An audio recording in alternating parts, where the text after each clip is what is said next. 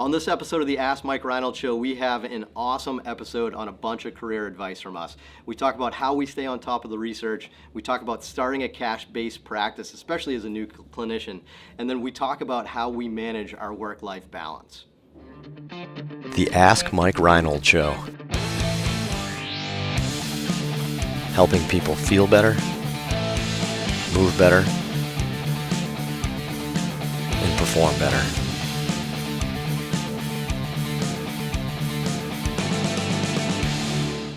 Welcome back, everybody, to the latest episode of the Ask Mike Reinold Show. I'm up at Champion PT Performance up in Boston, Massachusetts. That's right. I'm here with Lenny Macrina, lennymacrina.com, Dave Tilley, shiftmovementscience.com, Dan Pope, fitnesspainfree.com. Everybody's got a website right now. Mike Scaduto is actually treating people right now, so he may join us on an episode, on this episode or coming up a little bit. But we are here answering all your awesome questions. We got some good ones for today's episode. It's going to be really good. Bunch of new students today, so let's start and introduce that. So Brooks Klein from UNLV is our legit veteran student right now. He is transcended. He is already piggybacked, no, what's the word, leapfrogged John LaRue, right? And is now on his own. And notice how he postures, right? He's like, no, I got the whole right side of this table by myself. You guys sit on that side. See that? Like, how it's done, rookies. He totally did that there. You young bloods. Matt Burt from the University of Utah. Is that correct? The University of Utah? Utah Gymnastics, I see you. They're good. They're pretty good. Tom's a good friend of mine. So. And Haley Brinkman from University of North Dakota. I nailed that. But there's a lot of students going on right now. That was tough. Good. Who wants to start? I'll take the first one. All right, Brooks, what do we got? Abby from Twitter, wondering how you all organize all the literature pieces that you want to read in the future, and how you organize the ones you've already read or to share. Does Lenny just have every ACL article already in existence? Help. That was pretty funny. So I don't want to date this too much, but I just on a recent Instagram story, we'll say right here, we're getting ready for a big home renovation at my house. So I'm cleaning out my attic and stuff like that. I literally found, I don't know, probably 2 huge recycling bins, and I know the exact quantity of old papers from literally like the 90s and early 2000s that I literally photocopied from journals at the library and photocopied them. And I had them all in folder. I had like a folder on slap tears, a folder on like articular cartilage. I had all these things. So real timely question, Ashley. It's Ashley, right? Real timely question with that. But so what do you guys do? How do you find and store for recollection or so your journal articles? Who wants to start? So I did a very recent article on the patellofemoral joint. What I've been doing recently, which I think has been really helpful, is that the topics that I think are most important for my patients. So I see a lot of knee pain. So I did a really in-depth literature review for patellofemoral pain syndrome. What I do is, because I have a website, it's going to be a little different for everyone, is that I write down all the most important points, and then I make article series about them. And then what I do is I integrate what I've learned in the past with what I've gotten from a research perspective, and then I practice more with my patients. And I feel like the learning works out much better from that perspective, because I'm not just taking like a little tidbit from one research study and like, oh, what did that research study say? I'm taking from a bunch of research studies, I'm learning, I'm writing, so I'm getting more out of it, and I'm practicing and I'm honing my own system and writing it down over time. So that's what I do. That's pretty solid. Len, what do you do other than having every ACL article in the world? No, I don't like them. I wish I had every ACL article. That's the most, right? Like if you look at all the journals and you look at the percentage of articles, it's ACL. So that would be an infinite amount. I think I set aside time, like on the weekends. I know my daughter's going to take a nap. I know it sounds like a basic concept, but I know my daughter's going to take a nap. So I have this time set aside on a Saturday to just rummage through the literature. That's simple.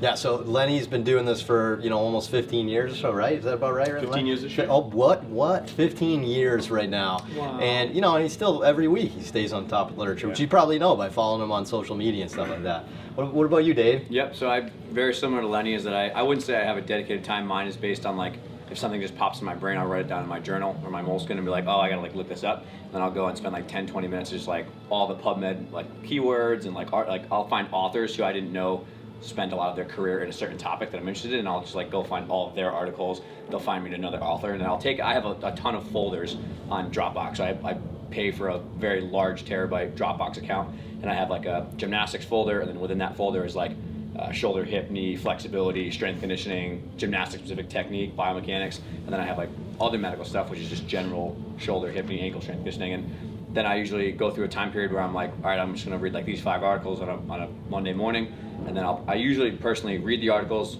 write a bunch of thoughts in a moleskin, or like write like this epic long blog post where I just kind of like share a bunch of thoughts, and it helps me wrap my head around stuff. I like it. So I used to have the old school way where we'd photocopy an article and I'd have a manila folder and Dewey Decimal System. in a lateral filing cabinet, which you guys don't even know because I just tried to sell mine on Craigslist and 1.186. nobody wanted it. So I did sell it, but so we went from that to Dave kind of like the moderate like current version where he has like a folder system. That's like a very Windows-based kind of system. What I do is I use an app called Feedly to monitor the journal articles I want. So Feedly is an RSS reader. So if those that remember Google Reader, that was like the big one back in the day, but it's how you follow websites and stuff like that. But if you go to a journal that you like, so I follow like American Journal of Sports Medicine, Journal of Strength and Conditioning Research, JOSPT, like stuff like that. If you go to their website, you'll see a link. It's usually an orange icon for RSS, where you can follow anytime a new article is published or a new table of contents published. So I put that in Feedly, and whenever something new comes in, it just pops up. So like Len, I kind of do Sunday mornings, like where I just go through and just scroll through, but there's an app on your phone, so you can always just kind of be playing with it. So that's kind of how I find it. I do that with blog sites and stuff like that. To store it, I'd say I've gone one step further than Dave. I used to do it with Dave, just like Dave. So I use Evernote, which is just another app. It's just another app you can store these things. But the neat thing with with Evernote is you can do a complicated like notebook. They call it notebooks instead of folder system like Dave. Or theoretically, like the way the world works now with some of these apps is through tags. So what I do is I put an article that Evernote's got like a little web clipper that you can put as a Google Chrome extension. You just click that thing, it puts the title, it takes the abstract, it throws it in there, and then you can put some tags. So I'll put like tags like research, and then another one shoulder, then like cuff, and then outcomes or something like that. So you can always find these down the road by doing it. So I would say that's how I do it, and then from there I can easily share it to social media. I share it to these guys on Slack, which is another app we use, like, or we can email it to each other. But for me, I think that's a great. There's so many different options. That's how I do it, and that's how my workflow. But man, there's so many different ways. So nice. All right, what do we got? What's next? Haley's up. What do we got? Nicholas from Seattle. Aside from building a reputation and patient network, how can a new grad successfully start a cash-based clinic and explain to their patients that it is a better option for them? All right, new grad wants to start a cash-based clinic. Aside from what again? Aside from Building a reputation and a patient network. Building a reputation and a patient network. Those are pretty key. Right. Those two are critical, which is why Be really okay being broke for the which is first why it couple may be years. difficult for a new grad to do this whole thing. But Yeah. if you have the circumstance, like others that are out there that have been embedded in their environment, in their neighborhood, in their community, that have already established a base, then I think you could do okay. But that's huge. What you just said, those two key factors are. Yeah, without that, it's going to be tough. I mean, one thing we've done here that I guess we have both. That we kind of we had a little bit of both. We all kind of have some personal branding and stuff. We don't rely on physician referrals. We do get some for some niche stuff, but we don't rely on them at all. So. I would agree with you that isn't on my top list. Is buying donuts or lunch or whatever we used to do with physicians and going to their clinic. That's not the way either. I would say the biggest thing that we do here at Champion, which I have, is I think we all have a strict niche that, and we treat a variety of things, but we all have kind of our own niches that we're extremely passionate about. I think that's a big thing because the passion allows us to assure that we're driven to always be the best at that, right? So I think that helps. And also, like, when you come in, if a baseball player comes work with me, or a gymnast comes work with Dave, or like a CrossFit or fitness athlete comes work with Dan, the second we start talking, it's very obvious that we have extensive experience in those things. So you have to have experience too, and I would say you have to have a strict niche. And man, I don't know if that's the best route for a new grad. I'm just really worried about your development. I think you're too worried about the end game, maybe. That rather than working in an environment where you get reps and you can talk to people. But I don't know, Dan, Dave, what do you guys think? I mean, I could not imagine trying to do that out of school. I was so overwhelmed with just worrying that I was a really bad therapist to start with that I didn't want to have to worry about bottom line. We had that worry too at one point. I didn't want to worry about, bottom lines and keeping the lights on and all that stuff. I mean, if you're into it, like I think Lenny's point is good. If you're in a community where people know you and you're like, they knew you were going to be a PT and they have your experience from otherwise, maybe. But I mean, you're going to have to be really okay making not a lot of money probably, living very, very bottom baseline, like eating ramen noodles, like, because you're going to get crushed probably, not in a bad way, but like you're just not going to have a lot of capital. So if you're okay with that and just like that much, then do it. But I personally have no interest in doing that. I mean, we have a different environment here. We're a cash-based practice, but we're not sole proprietors. I mean, we kind of are to an extent. Like we have our own kind of our autonomy in our lives.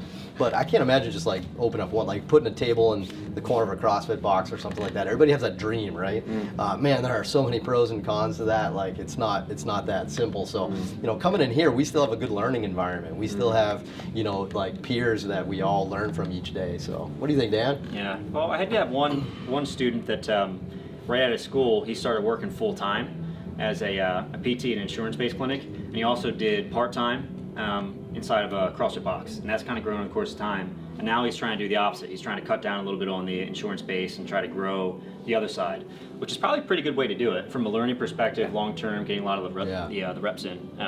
One thing I will say, and I think it kind of goes along with Mike saying, is that you just want to do an awesome job. I mean, that's one of the reasons why you do a cash-based business, because at least it was for me, because you felt like you could do a better job with your patients than you could in a typical insurance-based practice.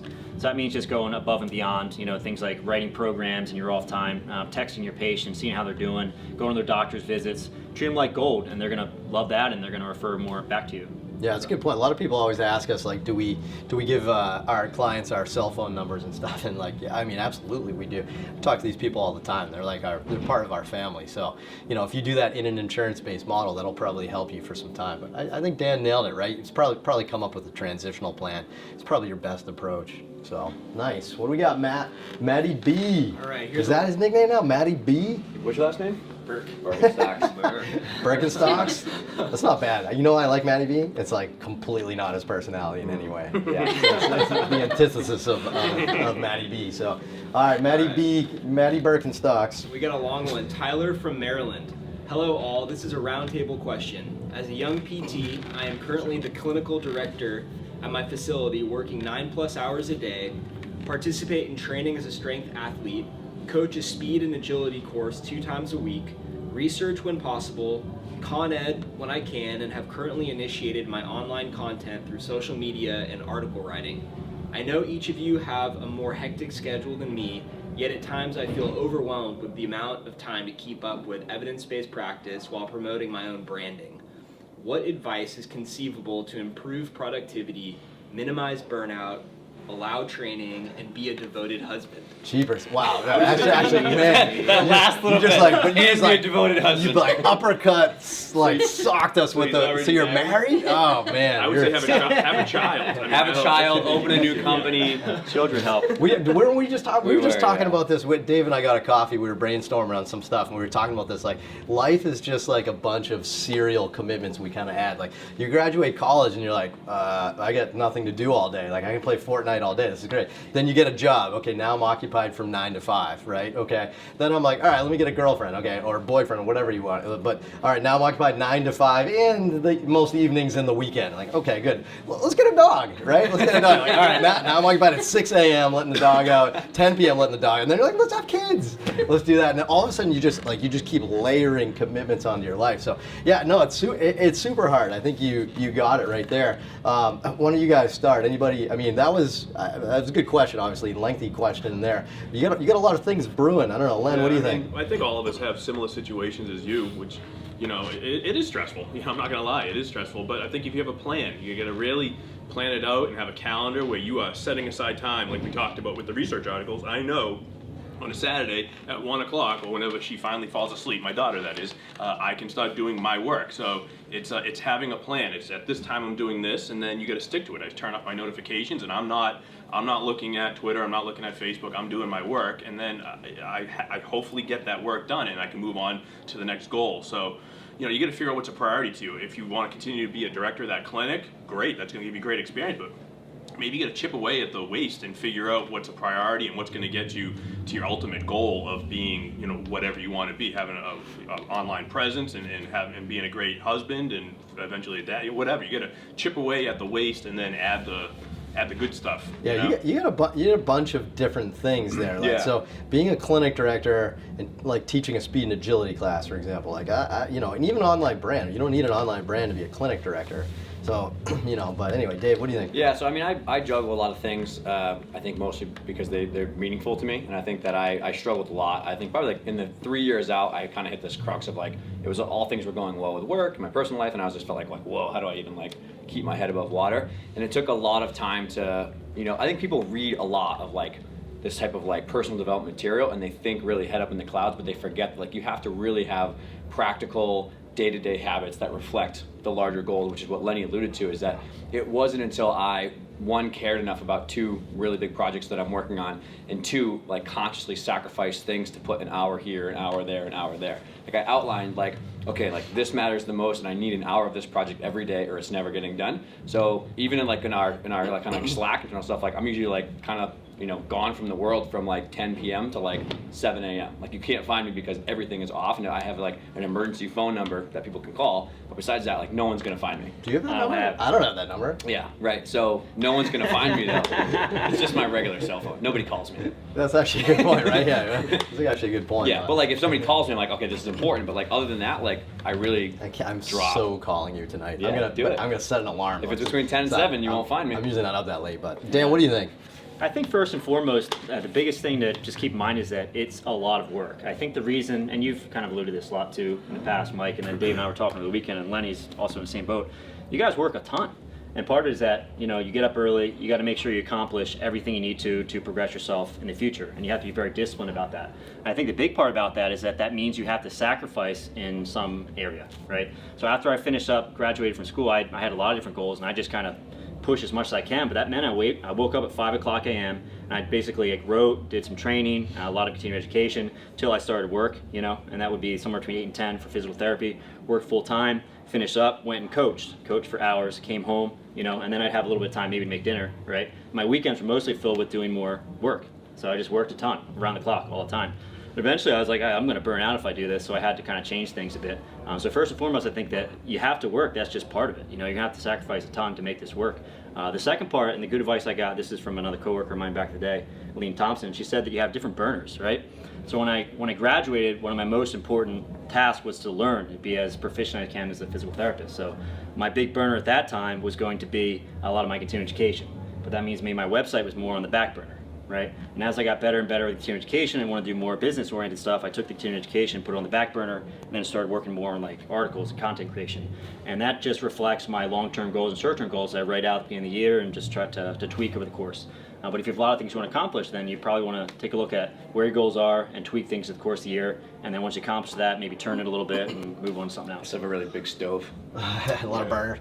I would say if you had to put all of us together, some things that we share in this room, I would say we all share that we are good at developing personal goals. And we've all reflected upon our own personal goals. And it sounds like to me, you maybe either you're not sure or you're not good at saying no. And I think you need to start picking and choosing, what that is. So, list out your goals, right? So like I'm sure like your spouse, for example, is something you probably don't want to neglect, right? So that's a goal, you have to prioritize that, right? You can't neglect your job, even though you might be, maybe more passionate about something else, but you can't neglect your job. That's how you make a living, right? So you got to kind of put that together too. So I think you gotta figure out your goals and how to get there and start saying no to some things. I think that's the kind of the biggest thing. Lucky for me, I'd say the thing I probably suffer from most is like personal hobbies, right? And I'll go through like phases. Like lately it's been golf, right? I'm trying to, I have to give myself something I want to get better at, like guitar or golf or something like that, because if I don't, I'm just gonna work,